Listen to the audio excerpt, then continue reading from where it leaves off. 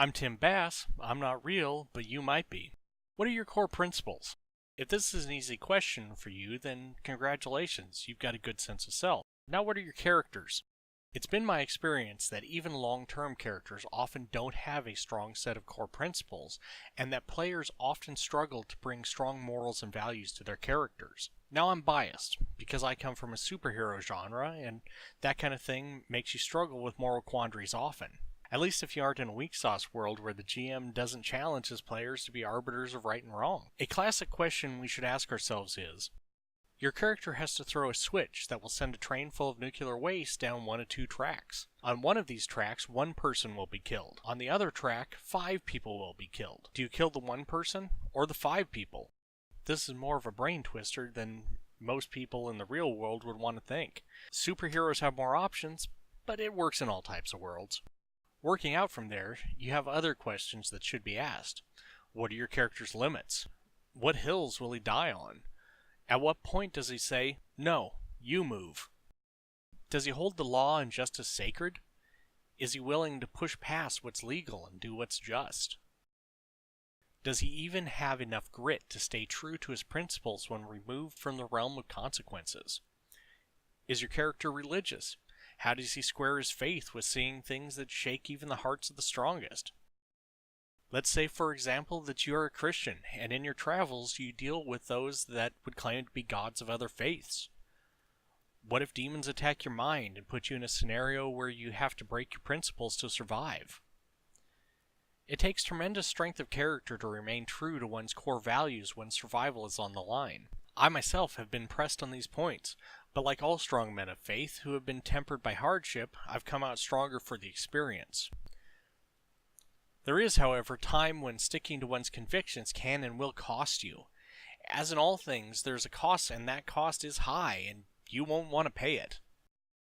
The following event took place during a short period of time where we were trying to change from the old Marvel Phase Rip system to Mutants of Mastermind 2nd Edition. This changeover was not going well, as the players had refused to learn the system and not even the GM had read the whole thing. This was because one of the other players said he could help.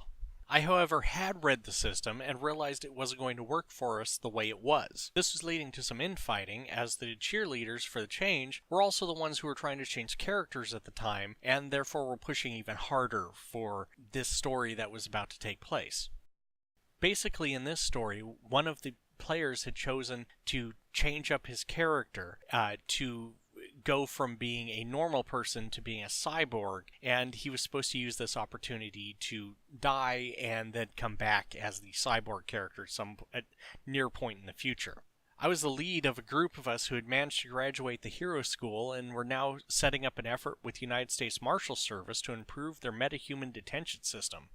During a training session, we got the proverbial portal and distress call from members of the school, and like good story engagers, we ran through the portal to help out our comrades. Ooh yeah!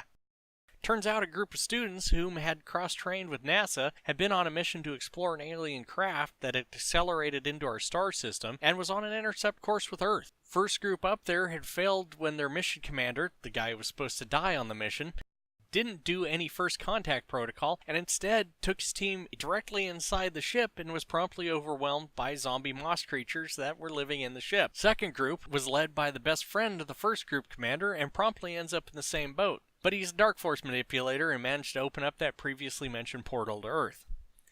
Enter myself and the 3 people I managed to bring with me. Now, in any other scenario, I would have been senior and would have taken field command as the most experienced commander on the field. But since we're in space, protocol was the NASA Space Shuttle door gunners were in charge. In the 60-some-odd days we spent on that ship, 27 of them was just me conscious. I kept everyone alive, but as they slowly recovered from their wounds and their combat suits brought them back online, things got worse. Eventually, some of the NASA guys woke up and I had to give them back command. There were almost 30 of us at that point, and we started having losses again.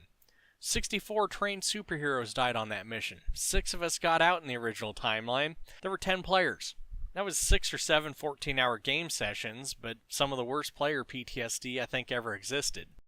It was against my better judgment to ever let those guys be in charge, but I followed the protocol and stuck to my duty and sacred honor. But then, after the guy who was supposed to die as per the plan was finally forced into dying by the GM, we moved a little faster. We got to some kind of bridge or command deck because the guy who was in charge thought he was some kind of super pilot and was going to pilot this thing right out of there. Now, previously, myself and another player had argued that we needed to get to the engineering section and somehow manage to shut down or blow up the ship. But by the time we had gotten to the bridge, we moved past the red line, and I'm still not convinced to this day that the two people who were technically in charge really understood what a red line was or had ever watched Armageddon. Don't ever close your eyes. Don't ever fall asleep. Then, as a final insult to me, I had finally forced through the idea that someone had to get to the engineering and scram the reactor. When turning the ship failed, at least without power, the people on the outside would have some kind of chance of turning the ship. A while before, I had been able to use my electrical form to punch through the interference that the ship was causing and get in contact with the Shi'ar commander who was in charge of the fleet that had arrived to assist the Green Lanterns and the dozen or so Kryptonian gods that had managed to show up to help and try and turn this thing out of the system and keep it from smacking right into Earth. Now, this is a combined Marvel DC Top Cow Image universe, so there's lots of high-end hitters who were on the outside trying to deal with this. Rather than send me, who could turn into electricity and be immune to any explosion, what happened was that they chose another guy who's basically like Sebastian Shaw and able to absorb kinetic energy, and was a good choice, but didn't have the experience to attempt to survive that sort of destruction. Later, they would say that this was because I was needed to work on any future plans that they might need to escape the ship. So after this debate and missteps, the game went on for a few more sessions, but ended up breaking up after a few problems with other players just being asshats about things. It's also what would end up causing us to move back to Phase Rip until we ended up transitioning to Mutants and Masterminds 3rd Edition later on. I can honestly say that that is a much better game, and I'll do a reading of the death story my player did as a transition point to the new universe before I make too many more videos. So the next time you're tempted to engage in moral relativism and act fast and loose with your principles, say fuck no, Snake. Eat that stupid with some mayonnaise. I'm Tim Bass, and I'm a part-time superhero.